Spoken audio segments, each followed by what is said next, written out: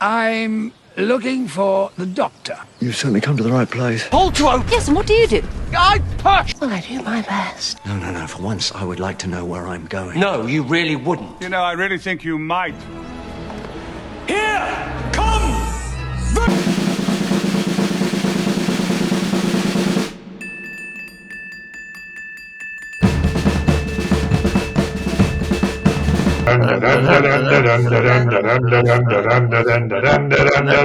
Hello, and welcome to Pull to Open, an ongoing quest to watch all of Doctor Who in random order. My name is Chris Taylor. And I'm Pete Paschal. And we are not alone this week. It's not just Chris Taylor and Pete Paschal. We have a special guest. It's very exciting. I'm Alisa. Thanks for having me. Alisa Stern, animator, veteran of Mashable.com, where we have all worked. And you are perhaps best known to the Doctor Who community as the creator of Dr. Puppet. That's which right. Has millions of views on the YouTube. Mm-hmm. And many people. And the Instagram. And the Instagram. And all over. Very, very charming puppet story. So, Alisa, tell us your history of Doctor Who fandom. Probably more recent than neither of you. I got into Doctor Who around 2008, so relatively new to the show, but I got into it hard, I guess you could say, and having access to most of it through Netflix allowed me to binge it, and I very much enjoyed it. And then very much got on board with Matt Smith when he started, and the rest is history. And started Dr. Puppet in 2012, but really got into making Dr. Puppet in 2013, which was a very special year for Doctor Who. And I think that is why Dr. Puppet really took off the way it did. Yes, wow, you're making me nostalgic for the days when you could find Doctor Who on Netflix and you didn't have to subscribe to like 3 different services to see them. Well, I got it on disc originally. As yeah. did I. And it's so appropriate that you've joined us for this week's episode, because we are in 2013. The randomizer has taken us to the Day of the Doctor. Cue fanfare in the background, which many of us believe to be the best ever Doctor Who story. We'll get into whether the three of us still believe that shortly. But Dr. Puppet was intimately connected to the Day of the Doctor, and it starts with Smith meeting Tennant as Day of the Doctor does, and you had to insert the War Doctor halfway through production when that was revealed. So I did. Dr. Puppet predicted a lot of stuff on Doctor Who. I mean, my 11 and 10 meeting, that Dr. Puppet video I started making in January of 2013 and released it in March of 2013. So a little bit early. I did a lot of stuff because I was doing it all to attempt to create a 11 Doctor story that would have celebrated the 50th anniversary in stop motion. Didn't quite hit that deadline, but that was my attempt. So I was trying to do my own version of a 50th anniversary special right there. Indeed. Whoa, an 11 Doctor story. I mean, we can only dream in the real world about this, and I think Big Finish has come kind of halfway there, something like that. Yeah, well, their 50th special, they didn't have the rights to all of them, right? So it was like a 5 Doctor story. Right. Yes. Been done. God, aim higher, guys. Maybe it was just, but you did aim higher. So props to you. That's awesome. When I eventually did do my true multi-Doctor story, by then the 12th Doctor existed. So the Doctor Who finale ended up being a 13 Doctor story with the War Doctor in there too. Nice. Wow. Well, it gets confusing when we get to the higher numbers now because of this story. Yes. Which we're going to get into in a little bit. I feel like somewhere in the background of that Dr. Puppet finale, there should have been the audio. No, sir, all 13. And then, well, there's my little War Doctor cameo. He makes a mid-credits, like Marvel-style cameo, and he's lounging on a beach, enjoying a tropical beverage, and not being involved with the plight the other doctors have just been in. And written on the sand, it says, "No more." No more. Oh, Which I think zing. is him saying, I mean, to me, it meant no more Dr. Puppet, but to him, it meant like no more wars, no more being involved with this. I'm going to sit on a beach forever. And that's where I want to believe that the War Doctor spent some time outside of the war. I don't think that's true, but I want to believe it. You got to imagine he had time off for good behavior. Yeah, he had some time on a beach. So. He was in that war for 400 years. He earned some vacation time. And you got to think, if in any situation you get unlimited vacation, it's got to be a time war. You can take your unlimited vacation, then come back to where you left off, fully refreshed and tanned and ready to go. Well, we should be ready to go into our show, and let's do a little previously on Pull to Open. We were at the Idiot's Lantern and didn't know where we were going next, as we do. We always hit the randomizer at the end of every show. And we challenged, Pete, you remember this? We challenged the randomizer. You challenged the randomizer to give us a Dalek story. Which we have not done. We have not done any Dalek story so far. Done a single Dalek story yet. And it kind of delivered in a very cheeky way, because this is not really known as a Dalek story, but it does have a billion Daleks in it. So it's technically the story with the most Daleks on screen. Yeah, it's not bad. And it's, there's the Daleks have very limited screen time in this one, but it's fairly satisfying when they do. So, I'll count it. It's fine. And wait a minute, if I could say, you challenged the randomizer to give us the most, forgettable, most boring episode possible. And I think you mastered the reverse psychology of this thing, because it clearly, I'm going to do the exact opposite of what you asked me to do.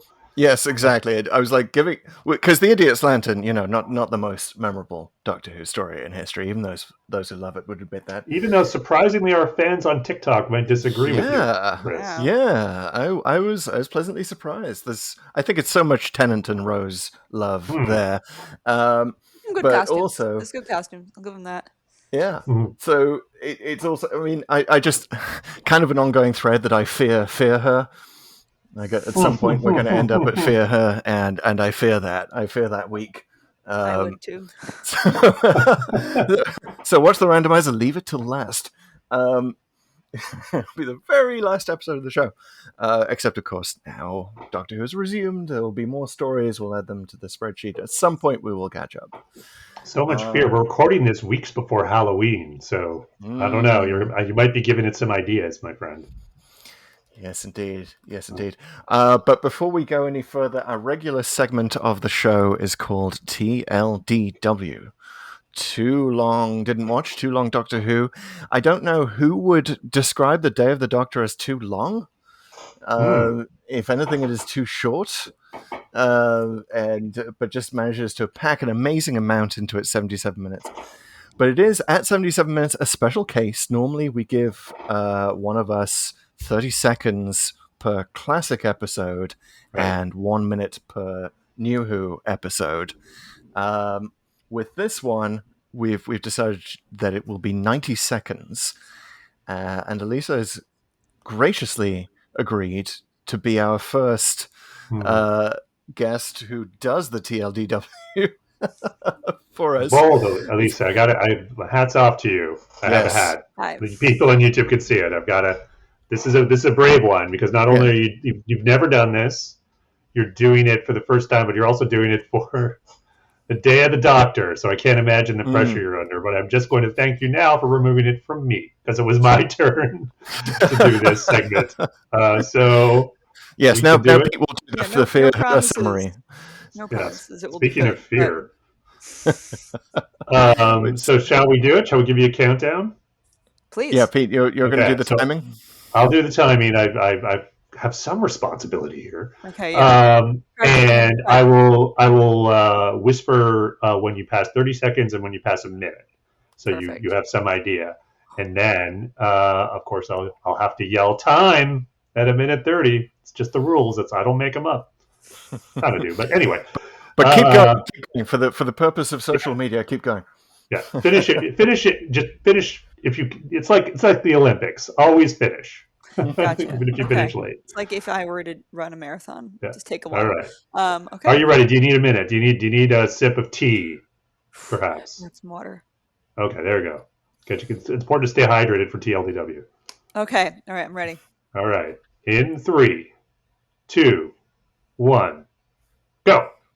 Okay. This episode, it's easier to think about it if you do it from a non-linear point of view because it's very Moffat-y. So really the episode starts with the Time War and the Zygons have lost their planet in the Time War. So the Zygons steal some Time Lord tech that allows them to exist in a moment of time, and then they end up in England. Not sure exactly how, but they do. It doesn't matter. They're there. They're in England, and 30 seconds. And now the Doctor's involved, and oh my God, this pressure. And You're doing great. You're doing great. Simultaneous to stuff happening in England, the Time War is happening. The War Doctor is faced with the choice of whether he's going to kill all the Time Lords and the Daleks to end the war. And now we have all the Doctors coming together because the Time Lord, the War Doctor steals other tech that allows this thing to open because it has a consciousness and it's trying to guide him to make the right decision. And now all the Doctors are together and they need to simultaneously stop the Zygon invasion happening on Earth and also figure out what to do with the Time War. And they think that the War Doctor has killed everyone, but he hasn't yet. So they guide him to make the decision to not kill everyone. And then Tom Baker shows up at the end, and it's very lovely. Bars there. Hey! All right, good job. Okay, I wobbled at the beginning, but maybe I brought it through. Oh, good. You brought it home. You got to Tom Baker at the end. That's where we left it. That's what happens. If I stopped trying to say War Doctor and Time War and Time Lord, I would have done it in 30 seconds faster. You could have got the whole thing in 20 seconds if you left all those words out. Yes. You might have skipped some stuff. But it's I love that you introduced it with your method, which is like, I'm not going to do this in screen order. We're going to do it in non-linear. Oh, I've been thinking about this episode all week. It's it's so Moffat-y and it's so wibbly wobbly. You know, timey-wimey. It's ultimate Moffat. He just weaves it together, but ultimately it's a really simple story, just told from many points of view that are not in order, and it's like. It's just wonderfully woven together. Well, exactly, and I think you've nailed it. Like it's going into this episode. I mean, you think of the Herculean task, and you know, there's Moffat has been on record about how much pressure he was under, and he didn't enjoy season 7 and whatever because of that. And the things you need to do, right? You have to do like a cinematic epic for Doctor Who, and how do you do that? Well, how do you stay true to the show and the things that make the show, while also pleasing? Getting a ton of references in there for longtime fans, love letter to them, but also make it accessible to like people who are casual. Like ultimately, it's a show for the masses, and it still needs to be an enjoyable thing for people who are just kind of casually watch Doctor Who. Plus, you got to do it with really like a multi-Doctor story with really only 2 proper Doctors. You know, like if you think about it, like it's only Smith and Tennant are really the only. Like I mean, sure, Hurt is by virtue of this episode becomes one, but it's like. There's really nobody else who's came with Craggleston didn't come into it, so he's sort of like behind the 8 ball on this, and he somehow did it. Like he ticked all the boxes. Yeah. Like you're just constantly pleased as a fan.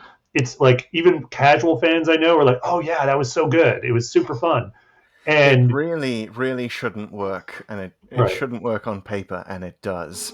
And it is extraordinary. I hope that, obviously, for the 50th anniversary special, we got an adventure in space and time, which looked back at the very first episode. I hope that for the 100th special, we have a drama of how... 12D. In 12D. The Doctor mentions that in his cinema introduction, which we'll get to. But I love the idea that someday the story will be told of how much of a mess the 50th anniversary could have been. Yeah.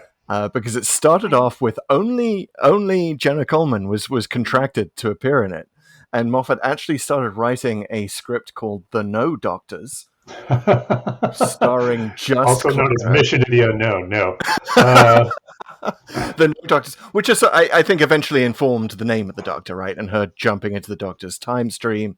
We got a glimpse of what that would have looked like.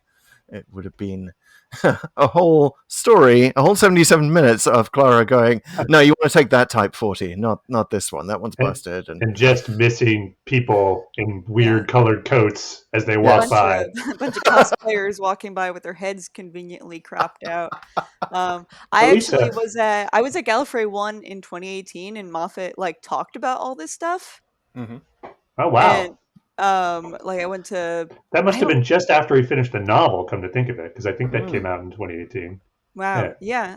So it makes sense. It was on his mind. We should definitely mention the novel, which everyone should read. I believe it deepens the mythology and it's just sort of crazy and nutty and hilarious. And best written Doctor Who book ever, I think. Yeah, it's outstanding. There's all these sort of interstitial chapters that are not really chapters, but are supposedly it's the writer talking directly to the reader with psychic paper, which sounds kind of silly, but it's because it's Moffat and he has the cleverness of his dialogue really translates in those passages, I think, and they're really fun. And the missing chapter 9, which is a sly reference to Eccleston's lack of participation. But you said that at Gallifrey 1 he talked about meeting Eccleston in the early stages. It must have been a panel where he just talked about the how the 50th came about. I'm fairly certain. Go back, look at the Gallifrey 1 2018 the schedule, but I think that's what it was. And he talked about having some meetings with Eccleston, but what I thought was hilarious and kind of mind-blowing is, if at least one of those meetings he had was in public. He mentioned meeting him at a cafe or something. I'm just, how did no one, I guess it's right. London, and London people don't notice these things. Was London like Hollywood now or something? No one noticed Eccleston and Moffat having coffee, and Moffat probably intensely staring at Eccleston trying to convince him to do this, but it didn't work, even though Eccleston seems to be a nice guy, just a little stubborn, and it didn't work out. He mentioned that. He did mention only having Jenna Coleman to work with possibly, and it sounded like the way they leading up to finalizing the 50th, all of these decisions were made with weeks until it needed to shoot. When they cast John Hurt, to get to not having Eccleston to creating the War Doctor took weeks. And basically the way Moffat described it at that panel is he said that he was talking to whatever executives at the BBC, and kind of the solution to not having Eccleston, he said, well, we have this new Doctor and he's played by the most famous actor in the world, and he just threw that, and they were like what actor? And they're like, John Hurt. And someone said, great, call his agent. And it just happened overnight. John Hurt was cast within days of them wanting him, and then it was tick tick tick, and they put it together. Always makes me feel really good about my own films and projects when I hear this, and I'm like, wow, I'm just like the BBC. Yes, I love this. I love this aspect. Everyone's always winging it. It is, nobody knows what they're doing. I love it. Everyone is winging it at all times. Yes. Especially for something like this, when you have, they're used to doing things a series at a time. And then suddenly, you have to do this extra thing, too, which they know certainly well in advance, probably arguably in decades in advance. Yes. But it's you kind of put it off, right? You say, my future self will take care of that, until it's the last minute, you suddenly, at some point, you realize you are your future self, and you're like, oh, wow, I have no time to do this. Yeah. And it's the biggest episode in history, and it's going to be simulcast around the world, and it's going to be in movies, the movie theaters, but no pressure. No pressure. No pressure. And it's you're very much beholden to whatever actor is willing to be under contract. Well, let's talk about Eccleston for a second, just because we don't have to get into him himself, and he's kind of always been mercurial about his relationship with Doctor Who. But just think about how it would have been different if he was in the role. And I honestly think, given how this turned out, even though I really want him more involved with more Doctor Who, and I kind of, on one level, I really wish he had come back for this special. I think the whole secret Doctor thing is just so interesting, inspired, says it gives even more weight to the drama of his shame of like what he did, and it actually like works better, I think. And also, you know, as Moffat himself has described, it syncs up better with Rose, the episode, in that he's so clearly new. Like he's clearly just regenerated in Rose. Like there's so much bits of it. It would really be hard to kind of like retcon that and like say, oh, he was the Doctor who fought in the war the whole time. But I'm kind of, you know, like the way this turned out, I think, okay, yeah, he really like turned this lemon into lemonade. Yeah, and he's primed. Eccleston is now primed when he sees Rose to rescue her and fall in love with her, and it just sort of has that sort of tingling back of the brain sensation of like, oh, I met you before somehow. Mm-hmm. But yeah, speaking of the Eccleston script, so Eccleston has reportedly said that he hated the version of the script with him in, and then later he read the version of the script with the War Doctor and loved it. So, you know, showing that I think that he has good taste about this, and he sort of was maybe some self-sacrifice going on. Like we think of him being ornery and like, oh no, I just don't want to do this. But maybe it was just all about the script. It wasn't a good script with him in. And you can kind of see that. So I'm holding up a copy of A Second Target for Tommy, which is a charity book that you can only find in physical forms. Very rare these days. You have to, I think, order it on Amazon.co.uk. But buried in here, Stephen Moffat has allowed, for the only time, a portion of an early script with Eccleston in it. And it's the scene where the Doctor meets the Moment in the barn for the first time. It's basically the same as what we see on screen with John Hurt, except he's saying things like, it's not a chair, love. It's the most dangerous weapon in the universe. It's like, you know, it's very Eccleston-y. Yeah, it's like, now you need to get away. You need to pick a direction and just run. He says something like "off your pop" at some point. Just sort of like it's Eccleston. You can really picture him. He's clearly written like you can tell the lines are written with him in mind. Even the way like someone like Eccleston says "away" in a certain way. You know, like you can tell like Moffat is so familiar with him that he's tailoring the script to it. I mean, you kind of like.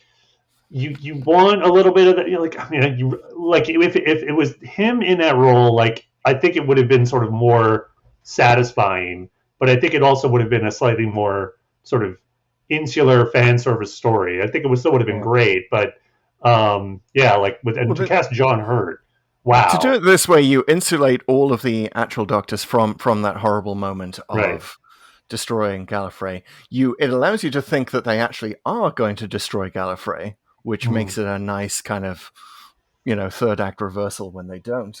Mm-hmm. And also, Hurt is he's so delightful in this and so sort of fragile and raw and vulnerable. And you get that wonderful moment at the end where Clara says, I knew you were younger because your eyes look younger. Yeah. And he has, so and you just sort of grab your heart at that moment, right? Which wouldn't have worked in an Eccleston context. So I think that there are a lot of things here. And also so I may have talked about this on the show before, but I have a theory that when the new Doctor regenerates, he is always inspired by the last companion that he sees. I don't know if this is, intentional, but like, Capaldi got a Scottish accent because he saw Pond, in his last seconds as Matt Smith, right? So it kind of works all the way through. Eccleston was hanging out with this London girl, so he gets a London accent as Tennant. And in this case, the War Doctor talks to Clara last before popping off in the TARDIS and regenerating. So, and lo and behold, he emerges with Clara has a Northern English accent. Yeah. And suddenly lots of planets have a North. Suddenly the Doctor is Northern. So it really works out. It connects all the dots in this wonderful timey-wimey way. One of the things that Moffat was really sure to do with the special was to connect all the dots, make sure we see every regeneration, including the Night of the Doctor, obviously the special episode at the start that we should talk about. But he wanted it. It was very important for the time of the Doctor, obviously, for us to see that the Doctor had 12 regenerations already. I really liked how Moffat. Actually, I kind of resented it at the time, but I also really like that at this point in his run, he's so confident in his role as showrunner, and I think he really kind of embraced this responsibility of the 50th anniversary special of me and basically taking that license. Okay, I can show how the Eighth Doctor event generated. Like who but me, the showrunner right now. Like I mean, like who else is going to do it? Like the next guy, maybe, but it's got to happen. Yeah, Like, and so it's kind of like he. I think he took that responsibility and also didn't take it lightly, right? Like it's like he knew he had to do it. All these sort of epic things and just made sure they were really good. But man, when I remember when the Night of the Doctor debuted, and I think it was a little bit the timing was weird because somebody leaked something, but it like came out in the morning because it got leaked or it was about to be leaked and they had to release it. But it was also Paul McGann's birthday, wasn't it? It was weird. And it was a weird coincidence. I think so. I just remember it was. It did not come out when it was supposed to. Yeah, they could not have hyped like as a hype vehicle for longtime fans for the 50th. Like boom, like you talk about breaking the internet. Like this, like the Doctor Who portion of the internet went like if you could just harness the energy that day, it was just like it was. But he's again, he came back. You know, they had all these misleads and the lead up. Like no, I'm not part of it. Like he wasn't called or whatever, and then boom. There he is, and they not only that they show the regeneration. It's just a great little mini episode too. Like he had a new costume. Yeah, all of it. New hair. He's also and like let's be real. Closer to the War Doctor too, so it was like a little step. And they had the like sonic strap to him. Yeah. He's also one of those guys who just blessed with like good DNA, right? He looked pretty much exactly the same as he did in '96. I've met him in person too. He does just look like that. Yeah. He glows. Yeah, he's definitely got a portrait in the attic somewhere. But yeah, it set the tone for all of it, the Time War, what they were going to be doing. Taking all his Big Finish companions. Yes. Which was cool. Instantly making them canon. Which was awesome. I love how the show just does that, as a fan, you're just, oh, yes, Charlie existed. There was apparently a very briefly a version of the script where it was going to be McGann as the War Doctor, which would have been interesting. Again, not quite as good as John Hurt because nobody's John Hurt. But apparently the BBC said no to no classic Doctors. Right. I guess McGann counts as a classic Doctor, though he shouldn't really. Well, the Curator almost does, but I mean, I guess you can't. It's not a doctor per se. Yes. And then of course we don't have to talk about it much, but there was the 5-ish Doctors, which was really just the parody special. Which does that exist anywhere? I feel like there was some rights issues with that one because it's hard, it's elusive. It's somewhere online. Released on YouTube originally. It's on BritBox. You can watch it on BritBox now as an extra, which is weird because there's nothing else about the 50th except Adventure in Space and Time and this, but nothing else on BritBox. But yeah, the 5-ish Doctors, in which is revealed that the Doctors are supposedly, I guess canonically, actually there under the sheets where the Zygons have replaced the statues. Wasn't actually filmed that way, but it's pretty to think so. Yeah, it's cute. And but yeah, McGann's appearance is so good. I mean, I really wish that the Night of the Doctor had been part of the anniversary story. Obviously, they had a lot to be getting on with. The way it was revealed was perfect. So we all instantly imagine if that was like before the 50th, like theatrically, like you didn't even know you were going to get that. Like people would have lost their minds. I mean, there were so many surprise Doctors, which, Capaldi also like surprises in there. Imagine if we started with like a little short film about the 8th Doctor and we didn't know we were getting that. There's also the Doctor you were expecting. Yeah. The other, and somehow he pulls that line off. It's like so like almost cliche, but it's just so good because it's Paul McGann. It's Paul freaking McGann. Just the voice, even you just hear it. It's like, what? Really? Oh my God, that's him.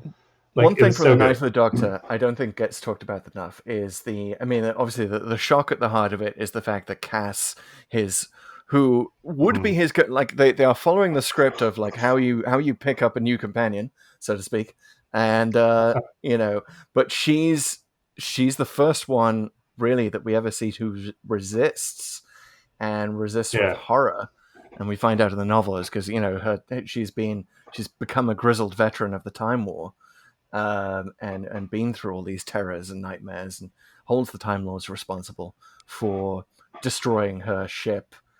Because the ship was apparently blocking the view of something strategic they needed to see. So that's the backstory of that.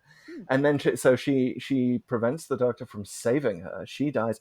But also the Doctor did not get into the TARDIS to save himself. Right? Yeah. It just crashed on the planet. So that speaks to the fact that he himself is exhausted and wants to die. Yeah, that's one part that I don't know if comes across because you're not, privy to what he's been through. And I don't, like that is one of the things that always kind of nagged at me a little bit about that.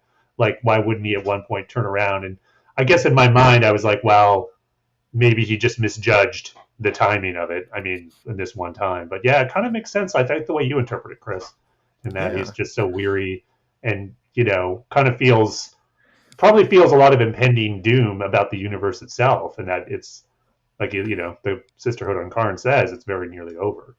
Yeah. But then that leads to the War Doctor when he makes the choice to be a warrior. Right. Yeah, you have to build in that sense that he's tried to be neutral for centuries, maybe at this stage. And because you would want the Doctor to try to do that. And he's basically pushed into this impossible position. I also like that it sort of creates canonically a reason for regeneration to be different in the New Who era, right? Some sort of hangover right, because it's from got the liquid the Sisterhood or of Khan's liquid. So it's it's the only New Who regeneration to not happen in the TARDIS.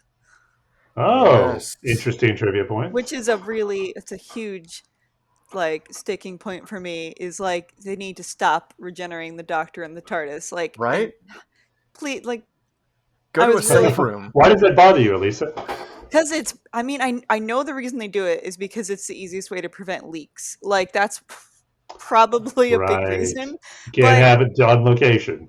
Yeah, they can't do it on location, but they could do it on a different closed set. I just feel like it's happened too much. It's boring. The Doctor is they're in they're in their safe space. And then you just have the setup where now the Doctor is in a crashing TARDIS. Please, no more crashing Doctors and crashing TARDISes, losing their memories. It's just it's really, it's also wife abuse. I mean, really, he's every time he sets fires that he's going to lose his no claims bonus on his TARDIS insurance. If 13 regenerates in her TARDIS, mark my words, I will make an angry tweet. If you're listening, Chris Chibnall, please don't. Please. Make sure.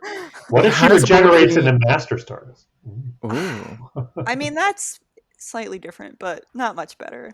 That's just regenerate somewhere else. I gotcha. So I want to talk a little bit about the other miniseries. So just for a second, I know it's very forgettable compared to the Night of the Doctor, which is, I forget what it's even called. It's just the fall of Arcadia. The last day. Yeah. Last day. That's it. Yeah. And that. It's very forgettable, as you've just demonstrated. Wow. It sinks.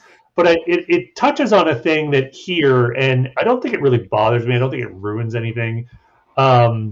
But sometimes Doctor Who, I feel there's missed opportunities, I guess, often in Doctor Who. And there's not that many in this one. I think there's probably 90-some% of the opportunities they took, and they were great.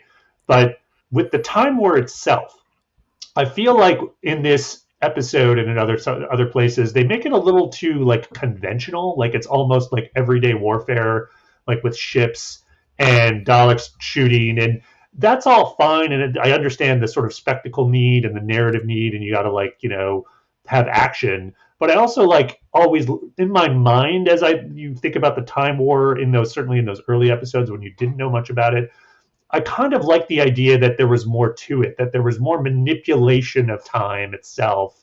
And it was really more of a strategic thing.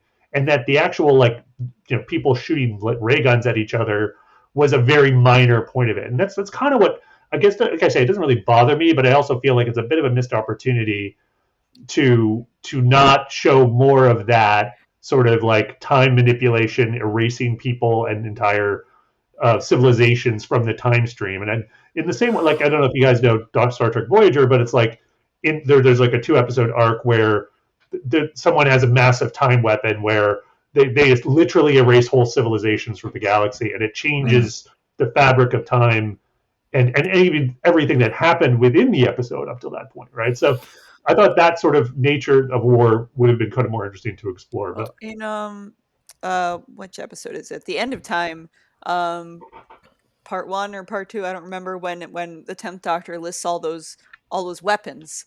right. And I mean, the moment is on that list, right? That's where Moffat took it from. The Nightmare They Child. all have crazy names, yeah, and that's kind of like that. Felt like that's the Time War seemed like a thing you could never show us because it would never live up to expectations. So maybe Agreed. maybe it was an impossible thing to shoot anyway. I But I actually love that list had of weapons. Yeah. I had the opposite experience with The Last Day. I found that so terrifying that I've actually only watched it once, because it does have that. So first of all, it's it's very second person, like you are the soldier being brought into the sky trench for the Dalek attack. Yeah, that's pretty good. And then you get the sort of flash forward to yourself dying or your companions dying. And that was so creepy to me that, like, it's rare with Modern Who that I get something that so creeps me out that I won't watch it again. But that was the case with this one. So I thought it did actually. Like, I get what you're saying. Like, it's that there needs to be more timey-wiminess to the Time War, but this one had enough for me to send chills down my spine. Yeah, it's like I've accused Moffat of, like, when he's at his worst, he just does things and he doesn't earn them, which, that again, like here in this story, I think he earns it all through both what he did and then and everything. But like in this particular one, it'll be like there's a point where it's like, oh, there's 400 Skytrain. I forget what the number is, but it's like there's a lot, and only one has ever been breached in the history of everything or whatever. So don't worry about it. And then they just do, right? The Daleks just do it, and you're kind of like, well, how do these work? Like you didn't earn that. You know what I mean? Like what did they use to do this? Why were they so confident that the Daleks couldn't break through it? And then suddenly they just do, like. And again, I realize it's like a 7-minute online thing, but like I want to know that stuff. Like you can't just do it and have it. Like, in other words, from the outset when they did that, I kind of couldn't quite take the rest of it seriously because I wasn't fully bought into it. So I still liked it. I mean, it's well made, obviously, and I do like the device of the first person view, but ultimately it's like I'd say, I think it's a fairly forgettable addition to everything around it looks very expensive. All of the the Time War stuff is like the budget. It is difficult with the Time War. You do have to sort of distract attention from the fact that it is inherently unfilmable, and it's better in your head as canon. Like you make up what the Nightmare Child is. And one thing I will say about it being sort of the Dalek conventionally destroying themselves by zapping each other, it actually, as a way to explain how any Dalek survived, is actually makes way more sense. That a single Dalek ended up surviving on Earth, and then the Emperor also survived, which would naturally be the most protected ship. You do see one ship spinning off at the end there, which is a sort of nice nod to this is how the Daleks survived. Nice. I love it. But you got to distract from the inherently unreal nature of the Time War, and I think that by focusing on the number of children on Gallifrey, it's just a wonderful plot point in this episode, and allows you all those scenes where, like, that's basically all we see on Gallifrey, right? As opposed to the War Council, and as opposed to the Shack. Is just because what's the episode called? I just mentioned it. I forgot. The End of Time is like happening off to the side, off screen. That's happening. I kind of Timothy Dalton is time locked over there. It must be like right before or simultaneously. The budget away from it, because that's the capital, and this is Arcadia, right? So I like how he didn't forget about that, and they, like, in other words, that Moffat was like, well, it can't be the High Council because we know what they were doing and what they did, and so it's got to be this other, War Council, which kind of makes up. But honestly, like, he didn't even have to do that. If they were just a bunch of ragtag people around a holographic table, like, okay, the High Council's not doing anything, like, what are we going to do? That's fine. These Time Lords, unlike the High Council, they have access to a really cool laser cutter because they have these great collars. Like, I noticed that. That's why I remember, like, I mean, I love this episode, but I even remember, maybe it was the experience of seeing it on the big screen, but I remember constantly, like, my mind wandering and, like, kind of missing bits of the plot because I was distracted by stuff like that. I remember just staring at those Gallifrey collars and loving them, and then, like, oh crap, I forgot what they're saying. But there's just the detail in this episode is magnificent. You know, Do you ever maybe do a it's puppet? So You ever do a what? puppet of those guys? I don't have a laser printer, but I would, or We'll laser get you cutter. one. I mean, We'll get not you a printer. 3D printer. Laser cutter and do those cool things. Like, there's some really great stuff. Like the prop department, they went to town. Yeah. yeah, They're like, we have extra money. Go Well, I'm you ahead. afraid. definitely feel in this episode like everybody's bringing their A game. Like not Yes. just the cast, but the crew, the production. Like everybody was like, "This is." I mean, I am the putting moment all the also moment. features some beautiful laser cutting. Indeed, Yes. gorgeous. That And a Beautiful. fantastic little big red box. button at the end there. It's always really really cool. Yes. Um, The interface is hot. I do my best. Love that line, which was also in the Eccleston version, by the way. Wow. I love that idea. Yes, I and love it- so. Can we talk about how like almost, and I think you're the best qualified for this, Chris, but how Mhm. just like quintessentially British this episode is, and there are so many gorgeous shots of London. There are landmarks galore: the Tower of London, the National Gallery. There, like it's like I feel like as I was saying at the beginning, it's a celebration of everything Doctor Who is. And it is a British show. It's about there's British culture. Like it's very. I just feel like there is probably not many other episodes that really feel like, oh yeah, like this is a Doctor Who proudly being a British show. Yes, and I'm not sure many Americans knew Darren Brown when this screened. Like he's since become a big Netflix star, but in 2013, I don't think he was well known over here. So that, that little insertion of the name is definitely one for the Brits. The national use of the National Gallery, which is one of my favorite buildings in London. I absolutely love it in there. Is wonderful. The suggestion that that's where the Doctor would want to retire, I think feels accurate. And there's all the stuff with the Queen. I mean, it's got some royalty in there, and of course the Doctor marries the Queen, kind of making him the King of Britain.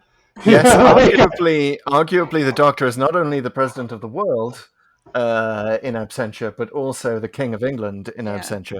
Which is also a great callback or I guess maybe the Shakespeare Code is a callback to this, but it's like just one of those little hanging threads that Moffat's like, I gotta wrap that up. Yeah, there was. We forget how that was a hanging thread, both with the end of time and the Shakespeare Code. RTD had kind of left that hang there that something happened with Elizabeth first, but we don't talk about it. And Moffat was like, "No, I'm going to take that. I'm going to grasp that thread. I'm going to tie it up. I'm going to give him plausible deniability for why he married the Queen, because it wasn't actually a romantic thing. He was just trying to sniff out some Zygons." It's wonderful. just I nice. wonder if Moffat had a big list of like hanging threads, and he just like had a Sharpie, and he's like, "Yep, Yes. Yep. Well, Maybe. wouldn't you, as a fan, if you were in that position, right? You'd be like, I really got to tie this up. It's been bugging me. I got to pull that thread. Well, and reintroduce the Zygons, which I got to say, like, amazing. Again, in terms of everyone bringing their A game, they are some of the best looking Doctor Who. I mean, I love Doctor Who. I love kind of a badly made monster, but the Zygons are not that. They look amazing. Like they're gorgeous, and just all the sort of the gross effects. The transition with Kate turning into one. It's just fantastic. That stood out to me this time too. I was just like, wow, this is a really good scene. It's so good. It's well done, and they did it in like slow-mo, which is like really hard. That shows that they're not trying to hide anything. Well, and I think they played up the sort of what the Zygons do very well when they duplicate people and their memories, and the weird confusion that might even not just put on the viewer, but the beings themselves, which I thought was really a good thing to play. And then that's played, like, I think all the cool stuff about the Zygons that is touched on here, because there's limited time, is fully blown out in the two-parter in Capaldi's era. It's like, Yeah. you think about their Invasion story, of right?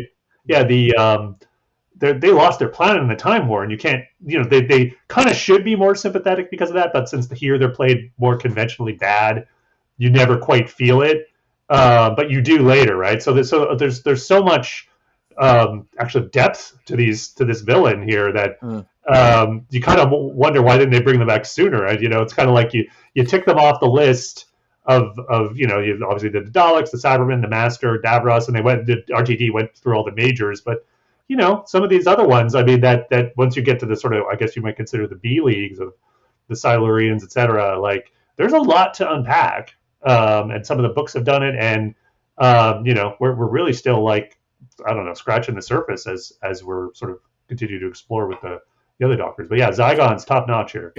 Yeah, I think we forget how much they were beloved and missed by the old fans,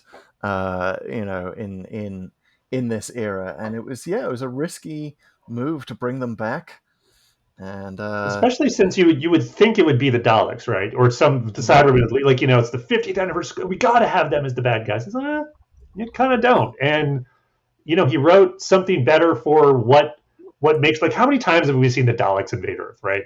It's got to be at least a few dozen right now.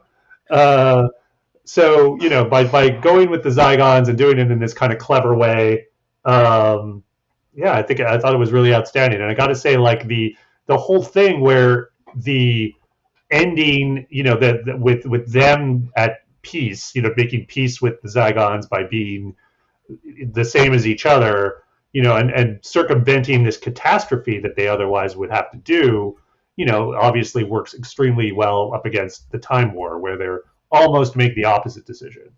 It worked really, really well. Yeah, it really, I mean, I said this before, on paper it shouldn't work. It's astonishing. Watching back, I was amazed that it's really just 3 locations. It's just London, modern London. Right. It's 1562, and it's Gallifrey. Right. And there are, locations within those, like London, it's the National Portrait Gallery and the Black Archives of the Tower of London. 1562, it's the Tower and the Field, right? And then, Gallifrey, the Shack and the War Council. Clara's School, briefly. Brief Clara's School. Is it Coal Hill School? It is Coal It is, Coal Hill School. Which I guess they built into the old Totter's Lane. I guess, which is kind of weird. The junkyard is there too, and I think there's some throwaway sign that's like it's an extension or an expand. I don't know. Like, they clearly, like, built it or whatever. And we get to see that Ian Chesterton is the principal, chairman. Of Coal Hill School? He's like the chairman. Yes, I guess it's grown into some kind of campus, right? Like, I guess, I don't know. It feels like Coal Hill School just got a big upgrade since 1963. Right, well, that's where Class was set. I never didn't really watch that, but... Oh, yeah. Yeah. But we don't talk about Class on this podcast. Okay, never mind. It does not exist. That's the follow-up podcast where we watch all of Class in random order. That's our week-long podcast. Yeah, it is. It's lovely. The opening is lovely for old school fans. Seeing Totter's Lane, seeing the policeman, seeing the old, intro, which was done in a new 3D way. Right. I guess we should talk about the 3D-ness of this, because again, something else that shouldn't work, that kind of was a fad at the time, having 3D movies. An unfortunate very much fad. the era of Avatar. Yeah. And yet, amazingly, it works here. I'd say this is probably one of the best examples of a 3D movie. Well, because they went in, not out, and that's how you do it with the painting. So you could look in, and it still works even if you're watching on your TV. The painting effect is beautiful. Yes. such a clever way to do that. I mean, this is like kind of Moffat at like his best of coming up with super clever ideas because it works for the storytelling. It like symbolically, it's really interesting, and visually, it's really interesting. And the effects team just killed it to create this bizarre the cup of soup.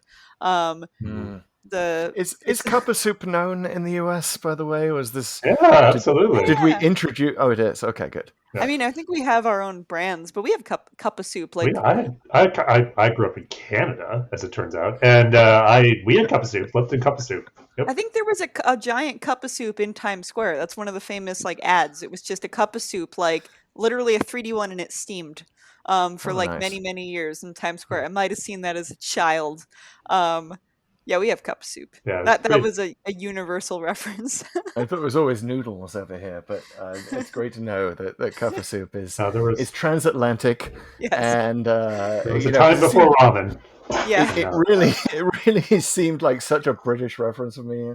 Have a cup of soup, and it's so sort of a November night in London, sitting around the TV with your cup of soup. So I'm sure plenty of fans were drinking them live.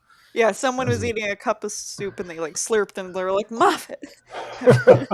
They spit it over the screen. Yeah, absolutely. Get me some fish sticks and custard. Very weird.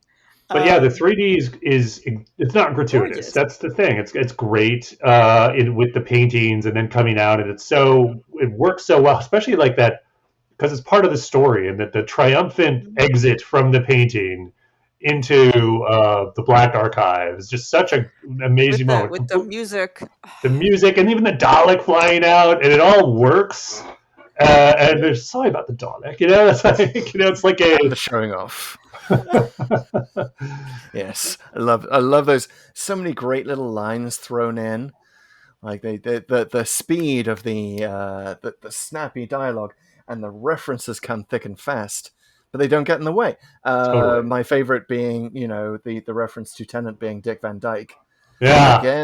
Again, a British thing. Americans think Dick Van Dyke. They probably think of his show first and foremost. Yeah. English people hear Dick Van Dyke. We think of Mary Poppins first and foremost because that accent will never be forgiven. Sorry. I did. I recently watched Mary.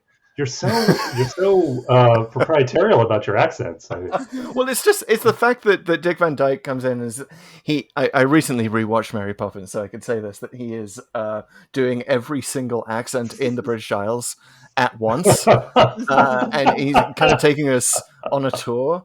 Watching it again redeemed it because I didn't realize that Dick Van Dyke was also the old guy in the bank. Makes Mary Poppins really sing for me now, so I'm glad. Good for the Mary Poppins podcast. But I got to admit, it was a reference I didn't get the first time, and I just kind of glossed over me.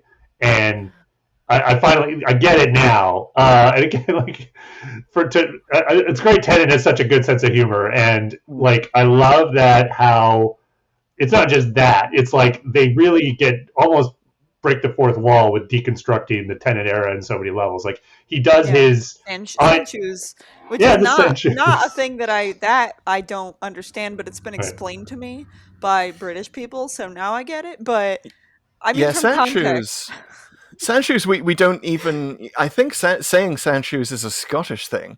I think that's Moffat's Moffatiness coming out in the script. Like they're Converse. Like that's everyone should know what Converse are. So. Normally we would say exactly. We would say trainers in the UK, but trainers doesn't work as well as "Oops, I'm wearing sand shoes," which is wonderful. And then he gets that follow up, Grandad and sand shoes. Well, then there's the great stuff where he's giving his oncoming storm speech. I think he literally says that to the rabbit. And then he's just, oh wait, you're just a rabbit. Like it's completely like as we were. It's funny. This is where I thought about the randomizer actually, because we gave him a bit of a hard time in the Idiot's Lantern for giving that sort of speech when Rose went faceless in that, like, and he just leaves her body standing there. And he walks out the door. And that was done very seriously, and most of the time throughout his area is like, and it works, it's a dramatic doctor sometimes. But this time it was just kind of making fun of that trope. It's actually a really kind of a trope of his era. Like, oh yeah, Yeah. and just reverses your expectations. It was really, really hilarious. The machine that goes ding is possibly my favorite Tennant joke moment ever. So the way he says ding. So seriously, it's a machine that goes ding. And then downloads comics from the future. I don't know where to stop.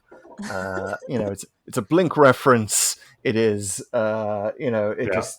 it's perfect doctory concoction, and I really want one. I'd love to download comics from the future while microwaving and detecting Zygons.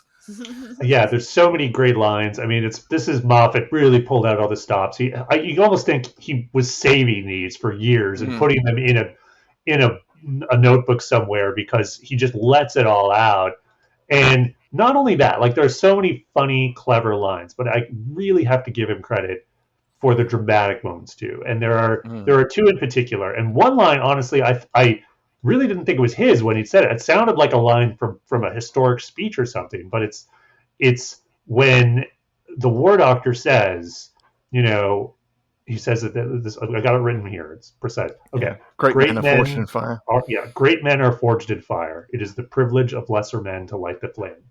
Wow. It's just like, wow, exactly. You're like, holy, like that's poetry. That really is. Like Doctor Who. and a wonderful reversal of as well of when John Hurt was so ornery about his young. His younger versions. By the way, it is a little bit canonically. It's a little bit weird and off for him to, for example, be unused to kissing as part of Doctor Who, right? Because he was Paul McGann. Let us not forget the first Doctor to make out with a companion. So he's either buried that memory, or it's just sort of everyone else. Meta, but it's also a kind of meta commentary, right, on old Who versus new Who, which is what I like. I love that one-time thing. Yeah. Yes, I love that in the Day of the Doctor. It is kind of dialectic where old Who and new Who get to play it out, get to work out their differences, and then have a big group hug. Mm-hmm. Yeah, it's very cool. And you like the initial meet cute with Tennant and Smith that then Hurt crashes. I mean, it's so good, and it's just the right length. They kind of have this back and forth, and then you kind of like, well, how much of this can we bear? And just when it's about to get too long, John Hurt shows up and then kind of puts them both in their place. Just really well paced. Like it's clearly such an important scene, and an important scene to get right. And like Moffat clearly had like a plan going into that, and just really pulls it off, because then when they're all trapped together in the prison and they can sort of let out their baggage, he earns it. I mean, he earns everything in this one. Everything is set up and paid off like perfectly. It's just a really incredibly well structured. That's like perfectly Moffat, that all those layers of. He has the characters, he has the symbolism with the sonic screwdrivers, which in the previous scene was a joke when they're like comparing sizes, and now it is like the heart of the story. Like only Moffat could be like, he has the sonics represent two extraordinarily different things one scene apart. Like to go from what they represent in that first scene to representing the Doctor, which is just I mean, that's so Moffat. But then of course, all the doctors were just talking with each other so much they didn't realize the door wasn't even locked, and Clara ended up saving them anyway, because Clara is in this and has a big part to play, but she's always like, she's kind of, it could almost work without her, but she's there and she does some important stuff. Well, she's the one who eventually averts the destruction of Gallifrey. Yeah, she does like the two most important things. Yeah, she is once again being the most important person in the Doctor's timeline. Having hopped in it, like she's still right in the having episode this before. Enormous, hard to believe. Which conveniently forgot in some ways, but also you could say still ongoing, right? And it's kind of interesting because it's what this story and the Night of the Doctor sets up is. So this culmination of this New Who thing, where it turns out that there are a whole lot of women who have had this enormous effect on the Doctor's life without him even realizing it. There is the personification of the TARDIS, Idris. There's River Song. And in Night of the Doctor and Day of the Doctor, we have Ohila, spurring his new regeneration. Although in the novel we learn that there was actually nothing in that concoction except lemonade and dry ice. I don't like that twist. I got to say, I like the novel a lot. I did not like that. Yeah, but also Clara and the moment. The moment changes the course of the Doctor's life forever. So, yes.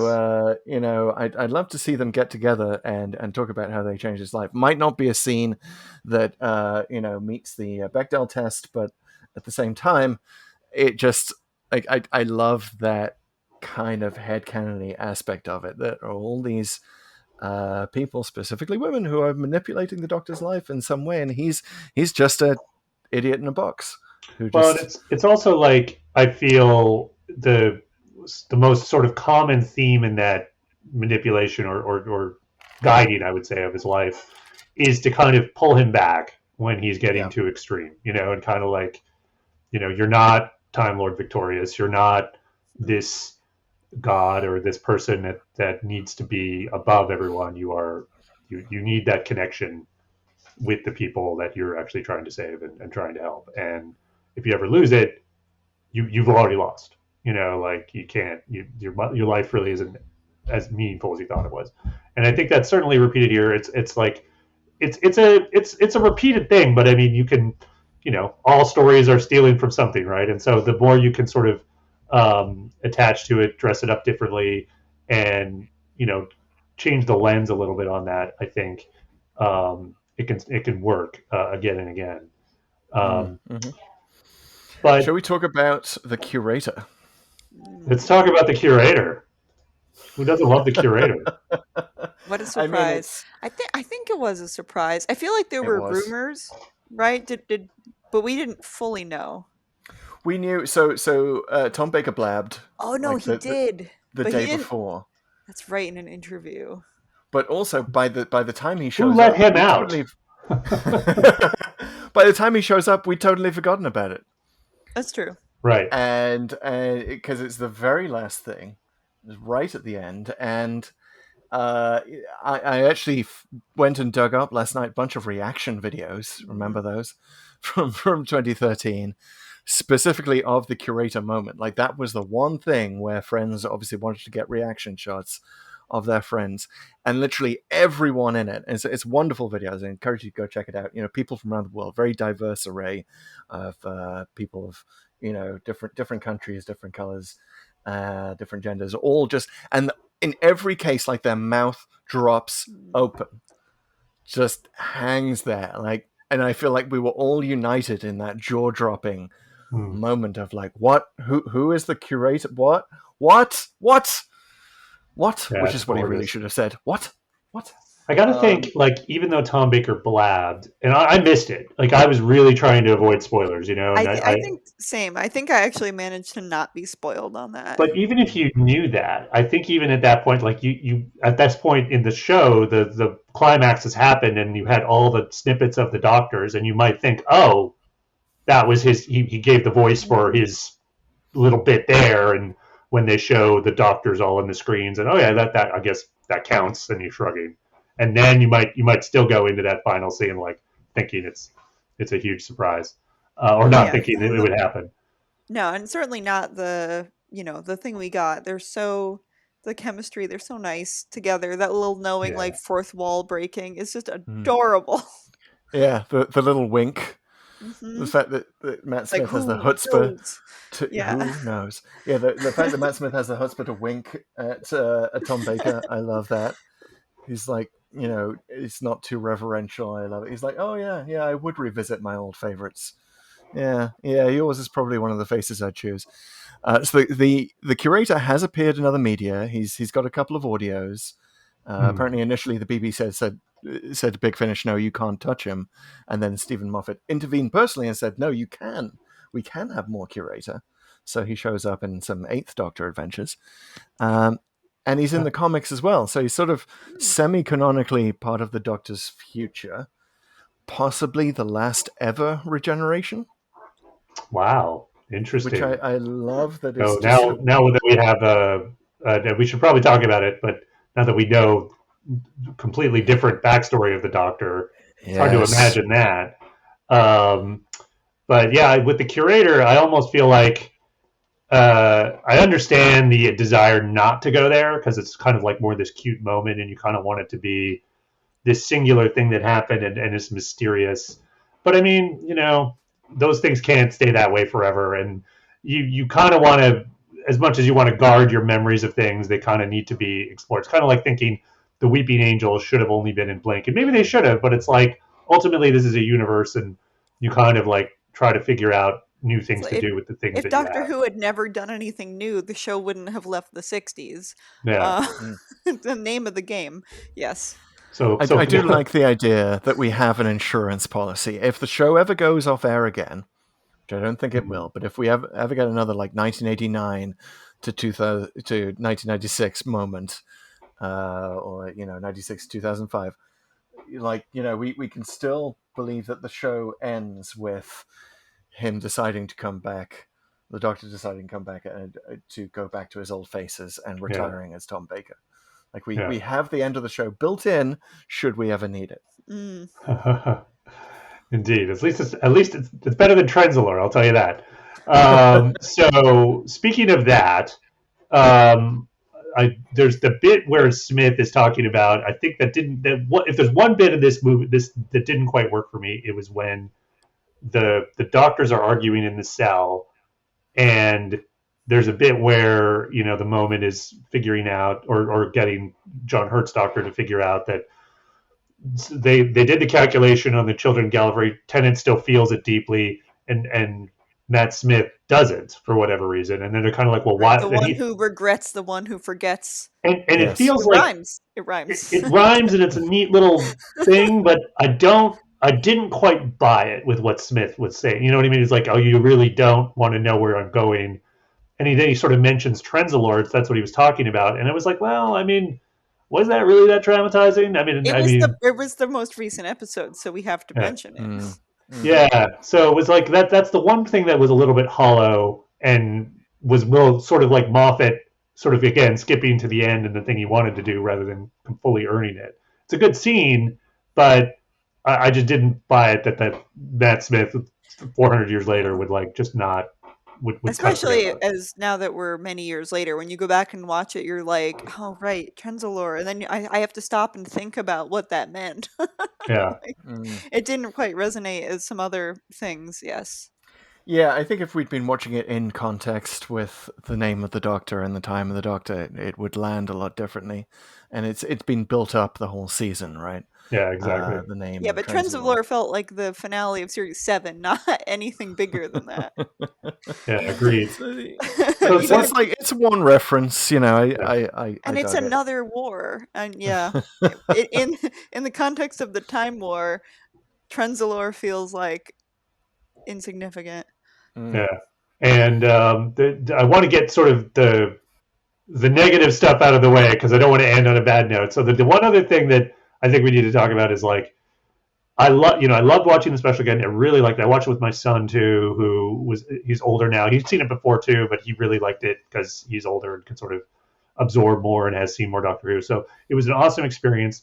But then I remembered what's happened since, and I gotta say, like, I was not the emotional divergence. Like it's like whiplash because since then, Chris Chibnall, as we all know, has gone back and destroyed Gallifrey, and he almost did it on a whim and and we talked about this before, Chris, because I know one of our first podcasts we were talking about the recent Whittaker episodes, and I gotta say, like, watching this again just made me madder. Like, the idea that this it wasn't just a story point; it was like honestly the foundational story of New Who, and the way Moffat sort of went full circle, went back to that sort of central pillar, made it this great uplifting multi-Doctor story, and brought it back in a way that wasn't superficial, in a way that had real character development and real resonance, and had all the fans cheering at the end.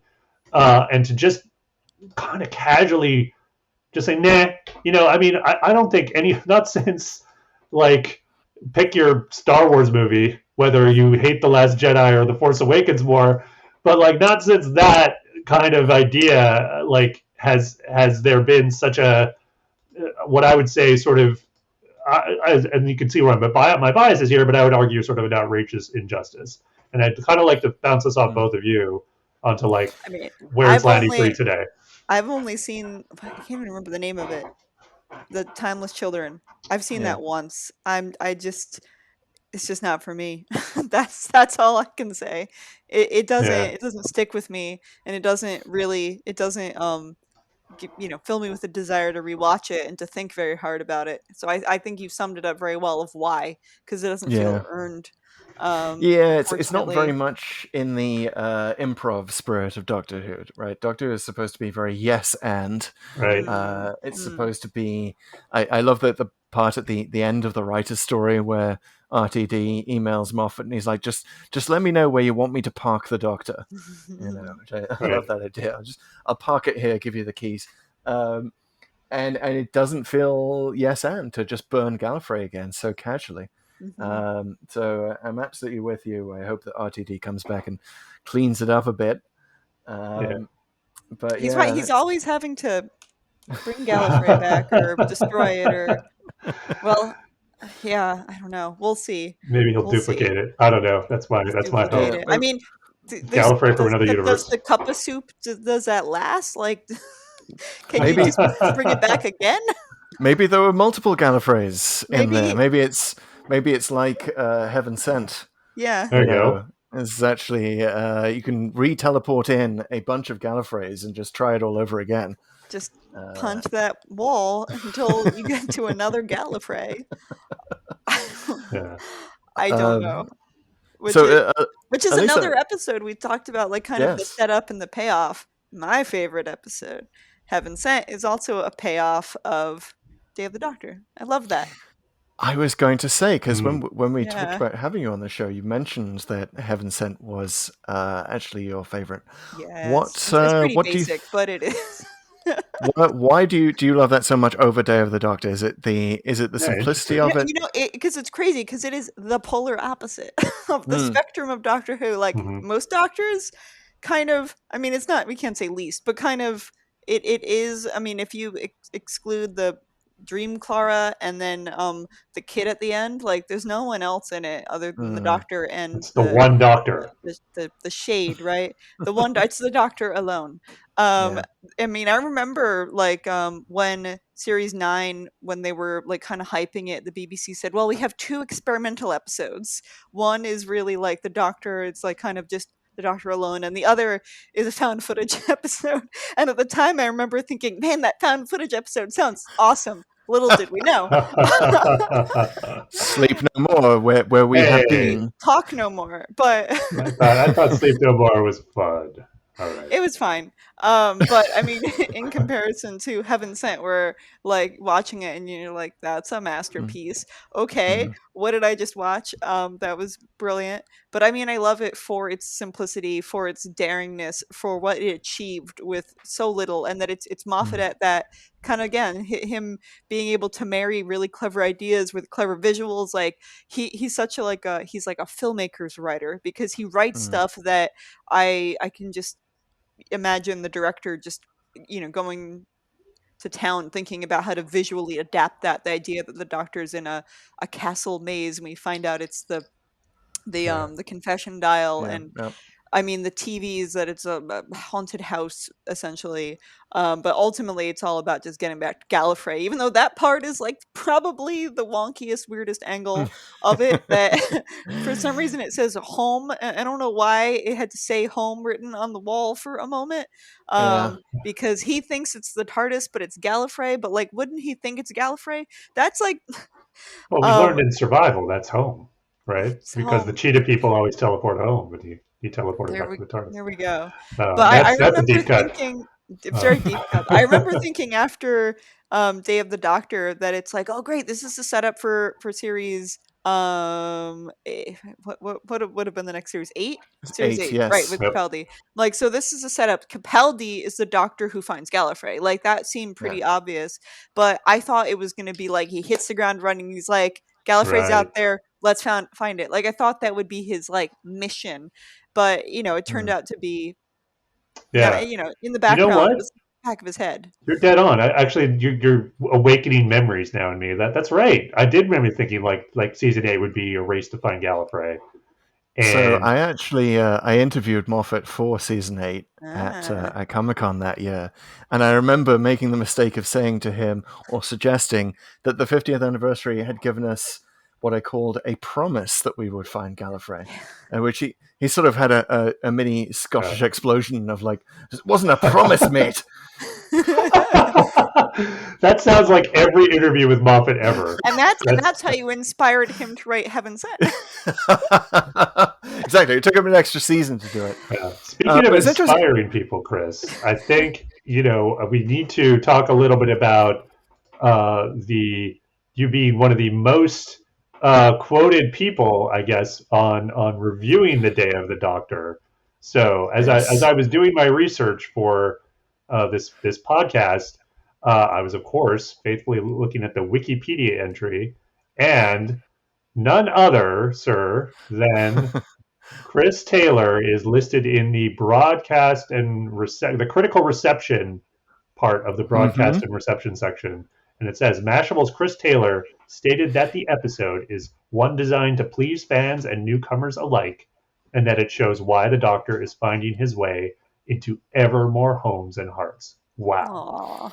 Nice. Thank you. Yes, ironically, that review is it's still up, but because of we've had some changes in Mashable design, it's kind of all just plain text at the moment. So you can go read it, but it'll be one giant paragraph. But yeah, I thoroughly enjoyed writing that review, and it really did seem like a watershed moment in proving how much Doctor Who has pulled in the whole world. This nerdy thing that we've loved for so long, that was the definition of nerdery for so long, had pulled in the whole world. I did just want to go back to what Alisa was saying about Heaven Sent, because I kind of realized that both Heaven Sent and The Day of the Doctor are stories about the Doctor's trauma, his PTSD, and that may be the most interesting thing that we ever found out about Doctor Who. Like, gets certainly in the new era, it gets super interesting when he has to confront his trauma, and the fact that he's been running from his trauma all these years. I think that's super interesting and super important. And those two episodes show how you can deal with it in completely different ways, right? Super somber examination of trauma in Heaven Sent, and here in Day of the Doctor, kind of a almost comedic look at it. It still inserts those somber, dramatic moments in the middle of it, but it's such an interesting way to approach it, and I hope that a lot of people kind of got through their own traumas or investigated their own traumas thinking about it.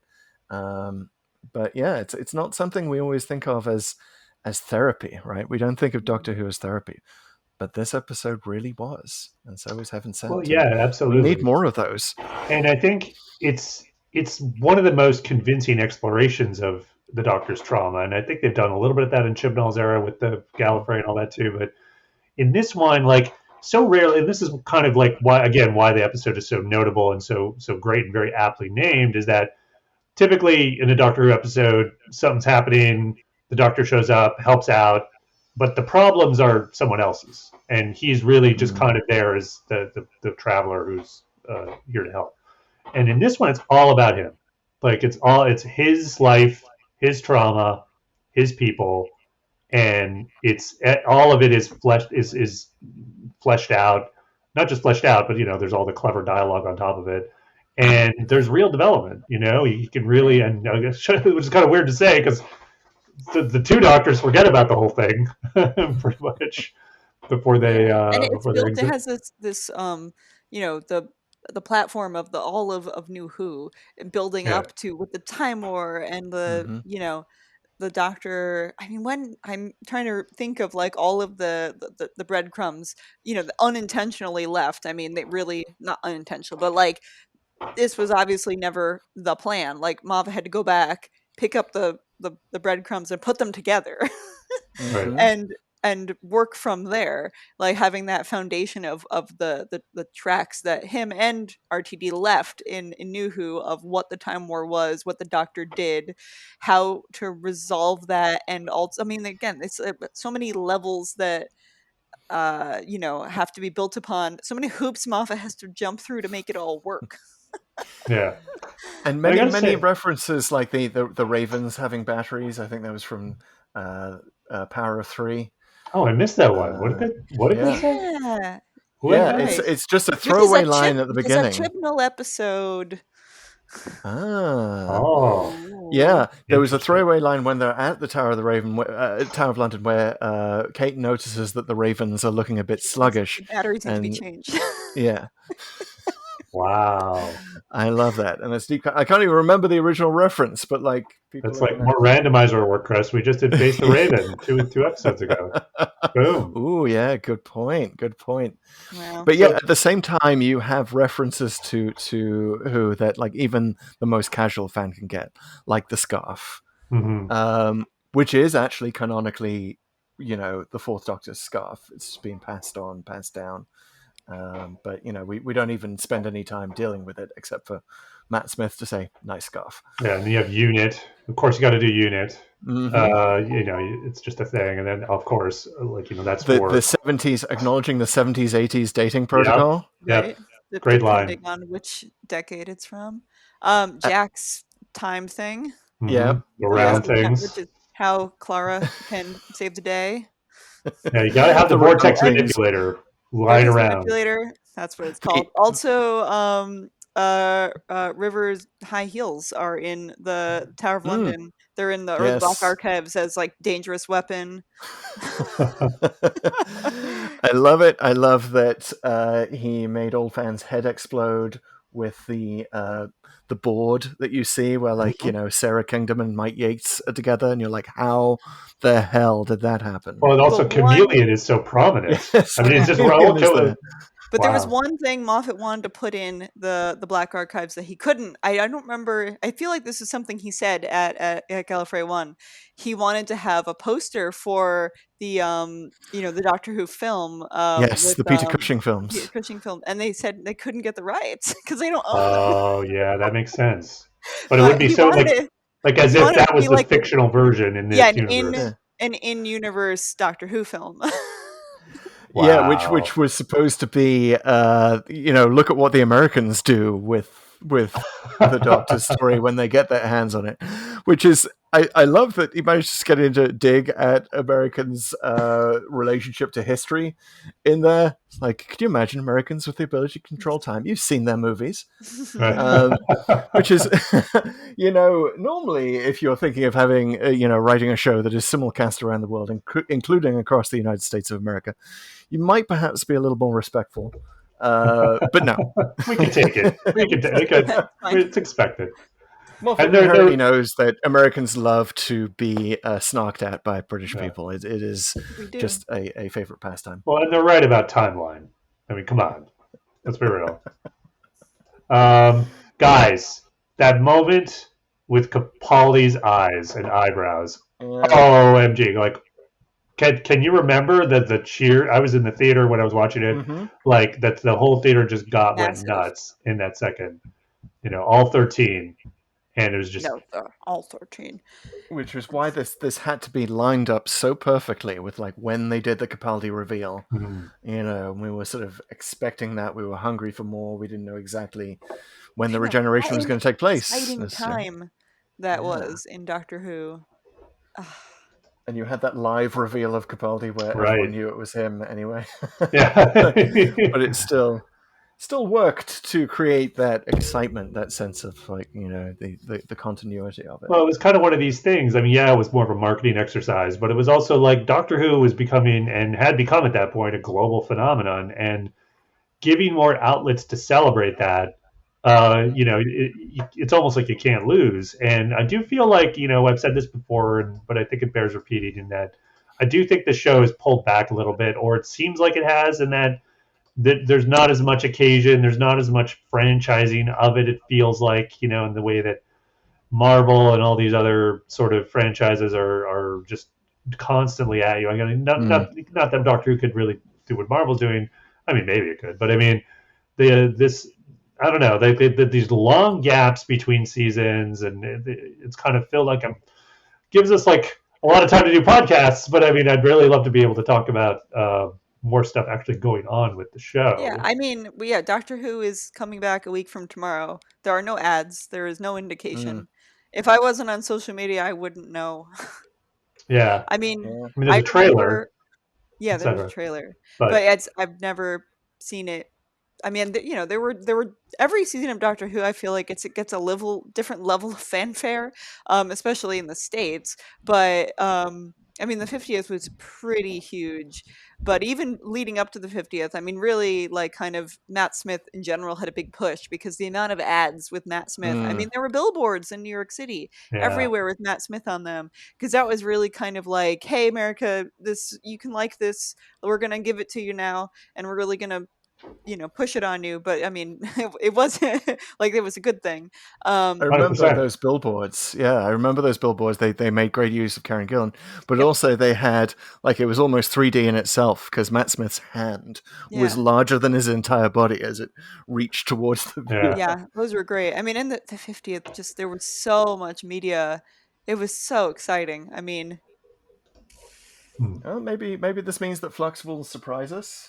I mean, I hope it's low key. They're really playing the cards close, and it's low key awesome. We'll see. we can but hope at this stage. But yeah, it's exciting to know that we will very shortly know what the next season is like, and possibly some listeners to this podcast may have already seen the first arc or the first chapter, I think they're calling them, of Flux. Which may be Halloween themed. Maybe, yes. We've been talking about that. Maybe. Well, it is called the Halloween Apocalypse, right? Yes, the Halloween Apocalypse is the first chapter. I've been trying to will a Doctor Who Halloween special into existence for years, so I like to again claim credit for predicting things. Nicely done. Yeah, I mean, I love Christmas specials, but it's about time. Indeed. So, guys, I think we're winding down on the Day of the Doctor. I know it's. Well, let me ask you guys this, because of course we wouldn't be Doctor Who fans if we didn't have something to complain about. Pete, you've mentioned a few plot holes, inconsistencies. Alisa, do you have one thing that you feel that you would change about Day of the Doctor? Yeah, I have one very nitpickish thing, is that when Matt Smith falls out of the TARDIS at the beginning, he's hanging from the door, but then he's like hanging from like an apparatus underneath it, which obviously is for Matt Smith's safety because he is not a Time Lord, and they needed something safe for him to hold on to while he was actually, over London. Right. And then some things he could let go and hop down to safety, but it looks real bad. And it annoys me every time. You know what I'm talking about? It's like he's like on monkey bars. It's I'm like why? Yeah. Something like that, you can't. It's like a continuity thing, and then once you see it, you can't unsee it. And we've all got. I've actually, now that you've said, I actually haven't looked for that, and now I will. And now you've ruined the scene for me. Super annoying. Yeah. That's my biggest criticism. No, I mean that scene. By the way, I like that. Moffat has once again filled in a gap with the novel, because he does. I was always like, well, how did they not even knock? Did they not even try? They said, we didn't know you were home. Yeah. In the novel, Matt Smith is actually kind of having a bit of a freak out, and he's just had a vision of the War Doctor, and that's sort of causing him to hide away in the TARDIS. So he doesn't hear when someone knocks at the door, or he ignores it, thinking that it's just like part of the vision of the War Doctor. I like that. I like that better. If you just built a little bit of that in. I mean, maybe also Moffat could have written that the TARDIS was trying to help him by like manifesting this handle underneath, so he'd have something to hold on to make it safer. That would have been also an acceptable retcon for the novel.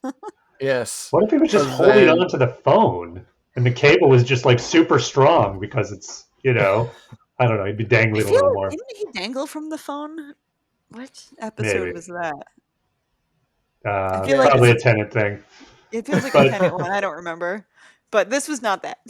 Yeah, Unfortunately. but I got to say that beginning, I mean, so cinematic, and I love that. As a Doctor Who fan, you're always I really love the credits normally, and it's always, to me, they're kind of like part of the show, and I never skip the intro when I'm doing Doctor Who, because I just feel like it kind of pulls you in and also pulls you into an individual Doctor. But that's why I think, again, this is such a standout thing. It's not a normal episode, and that when he's dangling over London, these gorgeous shots of London Bridge, and then the gallery, and just the words Matt Smith, across there, like David Tennant, and like you're just really feeling, oh yeah, man, like I'm ready for something epic. Yeah, seeing that on the big screen was like, wow. Yeah, he swings across the screen as the "I'm the Doctor" theme kicks in. Man, as "I Am the Doctor" was all over this one, man. I mean, I know it's an epic piece of music, and I'm glad they kind of put it to rest after the Smith era. It's very much a Smith thing, but it borders almost on overuse in this one. Borders on it. It still works. It's really good. They do all the riffs on it, but it's all over it. Yeah. Mm. Well, let me give you just a couple of small niggles that I had with this episode. The use of the inhaler as Osgood's thing, it's a nerd trope. It's a trope about nerds that they need to use asthma inhalers. Also the glasses. Yeah, it's sort of like I've complained about this before. Doctor Who is atrocious on representing characters with glasses because I mean, I'm all for, Doctor Who has done a lot of firsts with companions, but it's never had a human companion wear glasses, and that's kind of amazing. In over 50 years, there's never been a human companion with glasses, because I'm not counting her at all. It's bad. Yes. It's a bad. I mean, they've done a lot of other really awesome inclusive things, and somehow missed glasses. I believe the Doctor is Matt Smith's Doctor is wearing Amy Pond's glasses. Yeah, no, because she gets her glasses because it represents that she is aging, and she needs reading glasses, and then he immediately steals them, which I think is pretty bad in terms of. Look, it lets them have that moment with Tennant, so I'll forgive them. They both sort of pointed at each other's glasses. But at least the inhaler at least becomes part of the plot, so I'll forgive that part. The other thing that I can't figure out, and it makes my brain hurt to even try to figure out, is where are all the TARDISes? How do they get into the painting? Whose TARDIS goes into there? I'm not able to keep track of that, and it's kind of one of the first things that jumps out on a rewatch, right? When they come out of the painting, it's like, well, how did they get in there? Where's the TARDIS in there? Shouldn't they come flying out with the TARDIS? But then you don't get that wonderful slow-mo Reservoir Dog scene of them walking towards camera. So prepared to forgive it, but yeah, I need like a chart. I need a whiteboard with explaining where the three TARDISes are at any given time. Yeah, that is a big hole. Come to think of that, actually, I've never thought of that till now, but it makes sense. By the barn, it was like a couple miles from the barn. Yes, right. But if they're in 1862, 1892, wherever, 1562. Sorry. Yeah, Tens was in 1562. So they land back there to go in the painting. So the TARDISes are still there, or they took the TARDISes into the painting. It's never really clear, because then they walk out in 2013, and so how do they then chase the hurt Doctor back to Gallifrey and when the time locked? I guess the moment just figured it out for them. Opened up wormholes. I'm sure that's what Moffat would say. The moment as TARDIS valet parking service is like, oh yeah, just give us your key. With Time of the Doctor, like people asked Moffat, like, how did they get out of that at the end? Because we never see. Right. And he said they walked out. And that's it. And he's like, I'm not telling you. Haven't got it figured out myself. That is one of the things. I remember when this debuted, I almost felt like that was a cliffhanger or a borderline cliffhanger in Time. No, not Time. Sorry. What is it? Name of the Doctor. Yeah. Oh, name. Sorry. Because I thought, like, well, how are they going to do it? And then they started this one just sort of out of the blue, and it's like, oh, okay. I guess. I think I thought the same thing. I think everyone did, which is why they were asking Moffat, like, how did we get from there to here? Yeah. And it's kind of another weird trauma thing. I remember thinking about that too, right? Because Clarice just had this intense trauma of, being in the Doctor's entire timeline, being splintered, Shattered. right. shattered throughout time and space, and then everything's fine. She's back to school. Yeah, I'm totally, She's almost just working. surprised that they didn't meet another Clara, but I guess we were over that. Like all the other Claras were dead by that point. And it's almost like the Doctor's trying to gaslight her and trying to, let's ignore that thing that happened. Let me take you to cocktails on the moon. There's got to be a lost minisode that just takes care of all this. They really should do it. You know what? I mean, this is a good opportunity, honestly. If Smith ever starts doing some of the big finishes and does someone write something, I think it'd be a good thing to explore the rehabilitation of Clara and what sort of happened in between. Involves some weird psychiatrist who turns out to be the master. I love it. So, Pete, is this still? I know that you said last week or last Pull to Open, you said that this was probably your top Doctor Who of all time, as it is mine. Have you changed your opinion on a second viewing? Has it reinforced or taken away from? I would say on second viewing, it is probably even higher. It's basically it's my favorite of all time because it brought back so many memories and honestly not very many of the confusion or any bad memories, because even just talking through some of them is oh yeah, I completely forgot I cared about that. Like the one we just talked about, because this is just, it's such a, especially seeing it out of sequence, right? Because you figure out all that stuff it doesn't matter, and you just kind of go through it, and it just, I really think as I was also writing up the notes on why I think this works so well, why it's so just the epitome of Doctor Who is this British sci-fi TV phenomenon that just has so many facets to it and such a rich history, and it's all being celebrated here. Yet still in such a way that my son, who does not have the encyclopedic knowledge I have, and that he can enjoy it, I can enjoy it with him, and I just, it's number one, and it's even further number one than it was when I went in. It's a love letter. Yeah, I mean, I still love feel the love. Still love Heaven Sent the most. I think it's just too brilliant for it not to be my favorite episode. But I don't think it's the best Doctor Who episode. Even though I love it so much, I acknowledge that it's very depressing, also a little triumphant, but kind of in a depressing way. Where Day of the Doctor is it's about love for the show, and even though it also is deeply about trauma, but it's so optimistic that it can't. I mean, it's kind of it is the epitome. So yeah, exactly. We really expected it to be. I'd say it was the best episode, even though I don't think it's my personal favorite, and I can separate the two. Interesting. We really expected it to be darker, right? From the end of Name of the Doctor, where it's John Hurt turns around and Matt Smith's not in the name of the Doctor. Right. You kind of imagine from that Day of the Doctor is going to be much more traumatic. Yeah. And the fact that they managed to uplift it and make it so optimistic. Even from the Matt Smith's delivery of that line, making me think of it, I thought the War Doctor would be far harsher and meaner, but he's just he's just an innocent old man who's trying to do the best he can. And props for getting John Hurt. I just want to give him a hug. Such an interesting choice, because I really thought he'd be evil. And props for getting John Hurt for that role, because he could have gone either way. He could have been Caligula, or he could have been this lovely, sympathetic old man. And he was obviously written a bit of a one-off in this episode, but they've done more with the War Doctor in Big Finish, in a few comics and I think novels. And they've I think I haven't read or consumed all of that, but they've touched more on his darkness and sort of choices he's had to make here and there. So I love the ones that John Hurt did. I've listened to a few of those. I read the novel Engines of War. It's a really great one.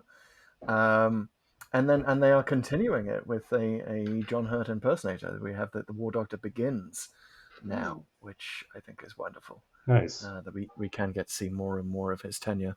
They've also tenure that never happened. Just as a footnote, they've also explored a little bit of the moment in a Doctor Who anthology book called, I think it's Myths and Legends, that someone gave me for, I think, a couple Christmases ago. And it's kind of fun to sort of like see these Time Lords. I think Barusa or one of the I think it is Barusa, sort of encounters the moment, and because we've seen Barossa numerous times and in the show, in the old show anyway, you get to see like the moment do that past, present, future thing with him. So it's like they'll talk about like you'll encounter young Barusa as like the Barusa from like the Five Doctors or something. Yeah, it's kind of fun. It's again more fan service, but interesting to explore this interesting, very Moffat-y sci-fi idea of a ultimate weapon with a conscience.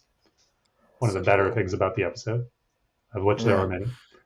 I love that it's the Galaxy Eater, but the Doctor only wants to use it to destroy one planet. Right.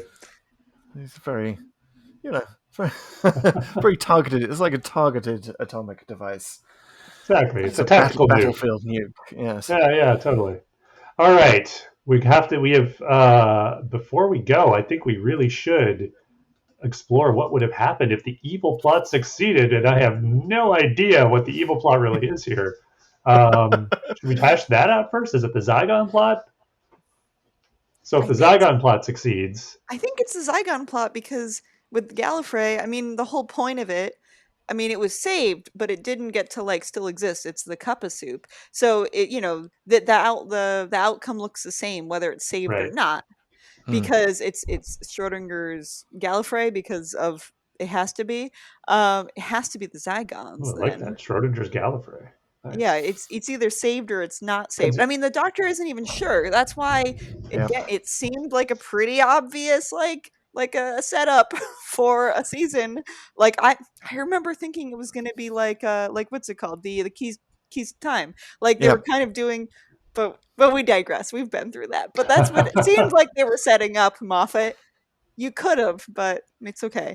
But it does work canonically, right? Because he learns this through an encounter with another Doctor, and we know that he loses his memory of those encounters. Yeah. So it seemed like, but he didn't know. They didn't know if it had worked. For all they knew, Gallifrey was still destroyed, because it was kind of ambiguous, and he wouldn't have known either way exactly. So we don't know. So even if they hadn't saved Gallifrey, everything would have been the same. So it has to be the Zygons that you focus on. No, I think that's a very good analysis. So the Zygons. So if they win, well, they wouldn't win. Is the evil plot succeeding them winning, or is it the nuke going off in Tower of London? Well, I think it would be just them taking over England in 1562. Right.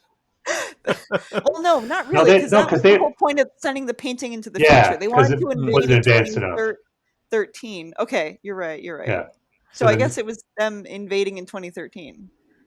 Right. Yeah, which instead they invaded in 2015.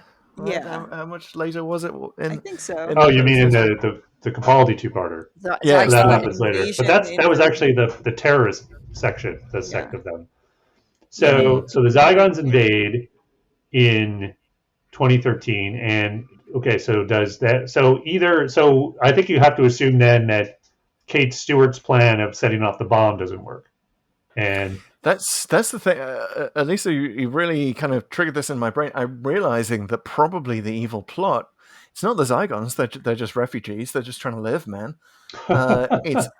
It's actually Kate Stewart with her megalomaniac plan to blow up all of London with a nuke buried under the Tower of London. Right. Which very nearly succeeds as an evil plot. And I love that this is a story that examines like the good guys have evil plots too. Yeah, exactly. So this idea that she blows it up is the evil plot succeeding. But the Zygons, they're not just refugees, bro. I'm gonna have to correct you there. They're being kind of jerks, and they're killing people, and it's not okay. They could have asked for some land. They said, exactly. Can we join you? So if their plot succeeds, like they take control of the Black Archive and conquer Earth within a day or whatever they say it is, right? Because they can basically vaporize any freaking army that stands against them. They'll have access to that stiletto. I was going to say they've got River Song's heel, so they take over the world with River Song's stiletto, which seems so appropriate. Nice. Totally do that. Hey, I'd surrender. But maybe it's. I mean, I don't think we fully examined the possibility of, Queen Elizabeth I was quite the colonizer. She was, it was under her that the first English colonies in North America were established, right? Or the first sense of like what we can bring back from America: tobacco, potatoes, etc. Why not just give the Zygons their own American colony? Wow. which then becomes their own state, and the Zygons just become part of the US. And, we're just sort of dealing with this, fact that the Zygons are like a powerful voting bloc. You have to, or politicians keep going to their state and kind of trying to win their vote in presidential elections. It ended up being like New Mexico or something, right? Because that's where they... Exactly. So they all went to this one town because there was it consequences. I can't remember because they were around the world, but like there were a lot of them were concentrated there. So is it that there's only a few hundred of them or a few thousand of them? Was that the idea? There weren't that many Zygons, or were there more? I can't remember. Because if there's tens of thousands or even millions, then that's an issue. Because then you need a lot of It's space. not clear. It's not clear from the Day of the Doctor. And I love that it does this sort of classic Who thing of making you think there are more monsters. There was like one rubber suit, and that's the same one over and over and over again. And there's, even within the context of like, we only see one Zygon in the painting. Yeah. Right. At any point. One. So they put sheets over them, and then yeah, it's pretty clever because who was under those sheets? It could be Colin Baker. We don't know. So yeah, I say let the Zygons try to take over the world. Interesting. They're adorable, and we're all narcissists, right? So we'd all love to meet versions of ourselves that the Zygons could do. Would create quite a little tourist economy. You go visit New Zygonia, and the tourist poster is like you meeting yourself. So it sounds like we've figured out how the plot would succeed, and we've decided whether or not it's evil is entirely interpretation. I think that's kind of where we're landing on this. Yeah, I think the evil plot succeeding is Kate Stewart blowing up London, right, and having to deal with the consequences of murdering 10 to 20 million people. That does sound bad the way you just put it. So we put it like that, including, by the way, the Queen and everyone else who would have died. And again, you're into a turn left scenario. We got here last week with the what if the the faceless plot of the Idiot's Lantern had succeeded. Well, then you've got 20 million faceless people, and maybe you herd them into camps. It becomes another turn left scenario. Yeah, it becomes another fascist you've Britain. got all the same. Yep. Yeah, another fascist Britain. That's where we're always going. Hanging by a thread all the time. Thank goodness for the Doctor. All righty. Inferno is always around the corner. Okay, well, this has been awesome, guys, but we still have one more thing to do, which is to find out where we're going next. The randomizer, which works in mysterious ways and has been doing, giving us some bangers lately. We're gonna find out, and so for those who don't know, the randomizer is our device to figure out how we're going to take these episodes in random order. And it has two important and codependent components. There is the random element, which we have termed what did we term it? The executor? The executor. The executor. It's actually random.org. It's random.org. And then the executor feeds the codex, which is the complete roster of all Doctor Who episodes that have been televised, of which we have determined, and this is all unique to Pull to Open, determined there are 297 stories so far, up to Revolution of the Daleks. And we find a random number from 1 to 297, and we will do that one next. And Alisa, we would love it if you could perhaps operate the executor. Sure. But first, we have a tendency to issue challenges. We do. To the randomizer. So I think the three of us should think of a challenge we want to see next. This has been the first Matt Smith story that the randomizer has taken us to. So my challenge is going to be let's see more Matt Smith. I'm in the mood for more. Nice. I'd say take us to the episode that is least standalone. So we can be that would be completely challenged to sort of figure it out. Interesting. All right. Which would take us to Time of the Doctor. Yeah. name of the Doctor. Which is also, we didn't even touch on that, how confusing all of the episode titles are from that era. It's really hard to talk about all of them as a group. Yeah. It's really hard in my mind, especially time and name. It's worse than when they were doing all the Dalek episodes, something that starts with R of the Daleks. Resolution. Well, even I'm thinking of like Resurrection, Revelation, Remembrance. It was like, okay, there are other letters in the alphabet, guys. Like, maybe they've run out. Okay, so have you fired up the executor there, Alisa? Have you found random.org? I do have random.org. So you said between 1 and 297, right? That is correct. Yep. And if we get an episode we've already done, those episodes are time locked. So we'll spin again. In the cup of soup. Okay. I will hit generate and I will let you know. All right. Okay. Whoa, I got to do a countdown. Whoa. Hold on. Okay. Count me Settle down. God, we're not even ready here. Okay, jeez. Big red button. Don't hit the big red button. Don't do that.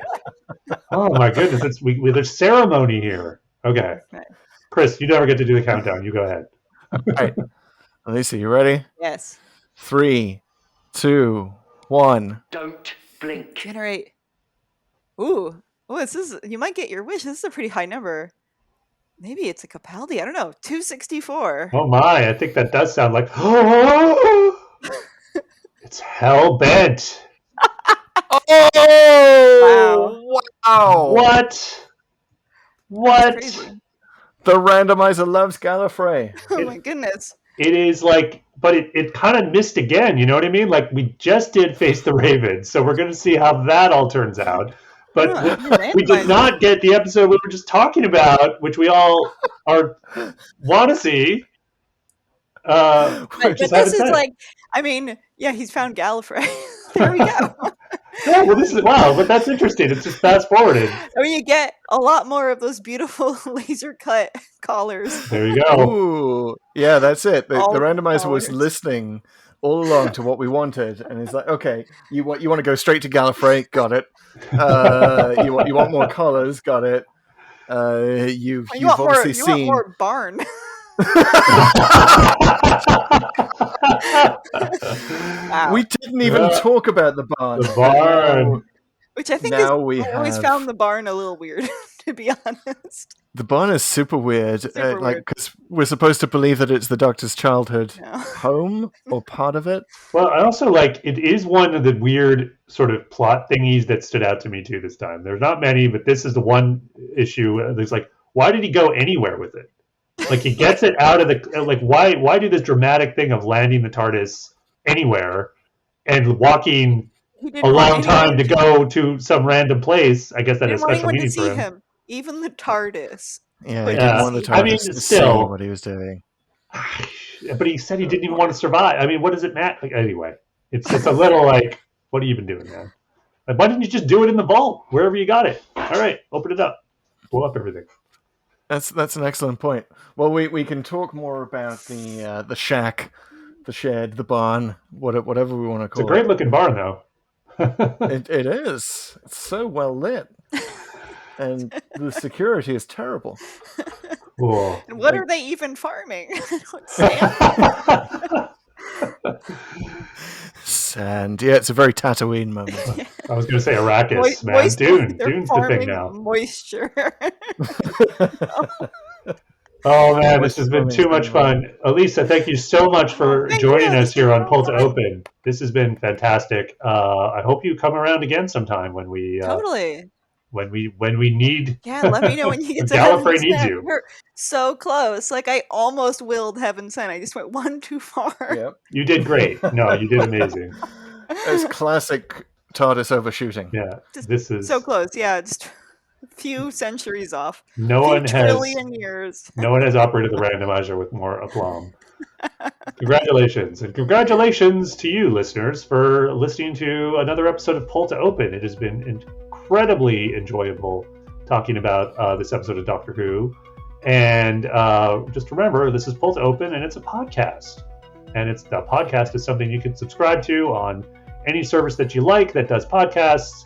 There's Apple Podcasts, there's Spotify, there's a Google one, I'm sure, and a bunch of others. We're on all of them, so please fire that up.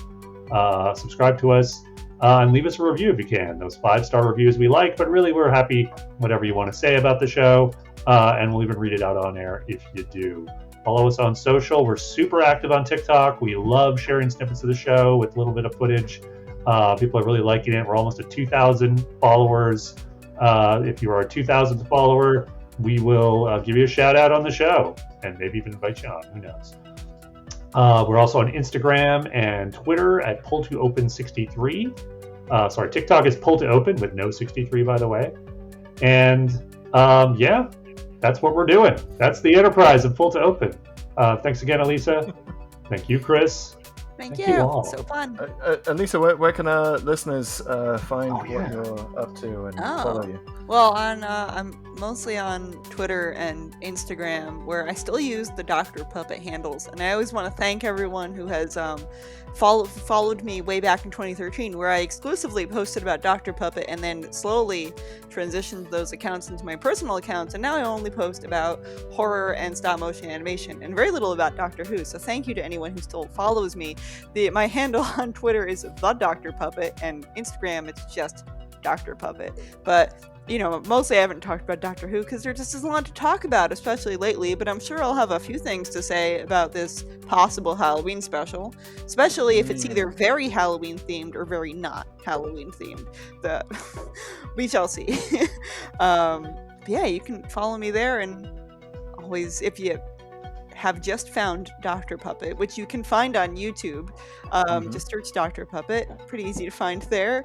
If you haven't seen it, check it out. Let me know what you think. It still holds up. I watched the first episode again last night and was charmed all over again. Oh, thank you. Definitely check it out, guys. Definitely holds up. The original meeting of 10 and 11. Indeed. You got there first. Yes. No, it's great stuff. You will definitely enjoy it. Check out all the Dr. Puppet, and I almost forgot, we're on YouTube now too. Yes. So we now have a YouTube channel, so you can, if you've ever wondered what we look like, we're there. Please be kind in those comments. We're going to have to start dressing up for these things. I'm going to have to get a selection of Doctor Who t-shirts. For this episode, I've placed Doctor Who action figures from the Day of the Doctor in the background, so go check that out.